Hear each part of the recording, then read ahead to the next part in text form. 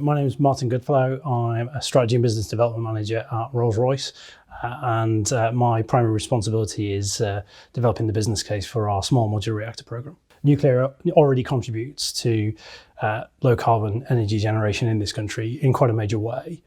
So that's a really solid foundation to build from.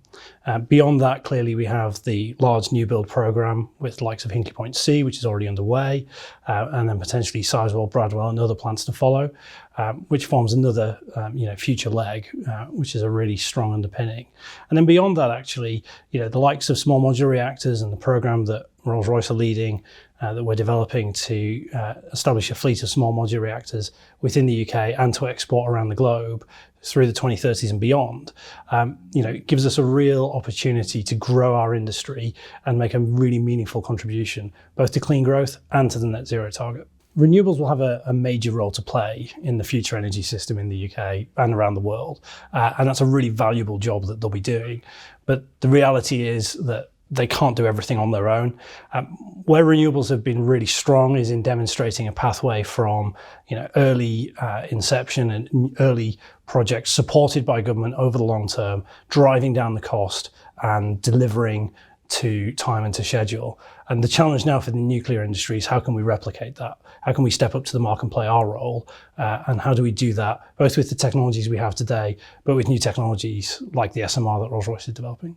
So innovation is really important, not just at the top level, but right throughout the whole supply chain. We already see that in some of the recent steps that have been taken around Sellafield and the NDA estate and some of the new innovations in robotics and new techniques that are being brought to bear there. What we need to do now is replicate that in new build.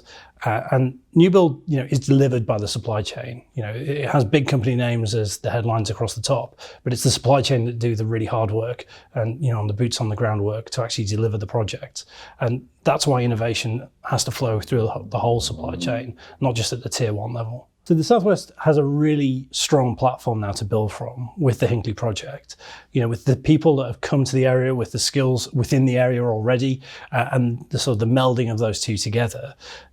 That helps the Hinkley project, of course, but beyond Hinkley, those skills are effectively exportable, if you like, even within the UK to other regions. So that's the sort of first element. I think the second element is, of course, that there will be other projects, both potentially in the Southwest and across the region. And having the direct experience of being involved in a new build program and the hard fought sort of battle scars, if you like, of understanding what it means to deliver will be really valuable. It's something the Southwest will be able to champion.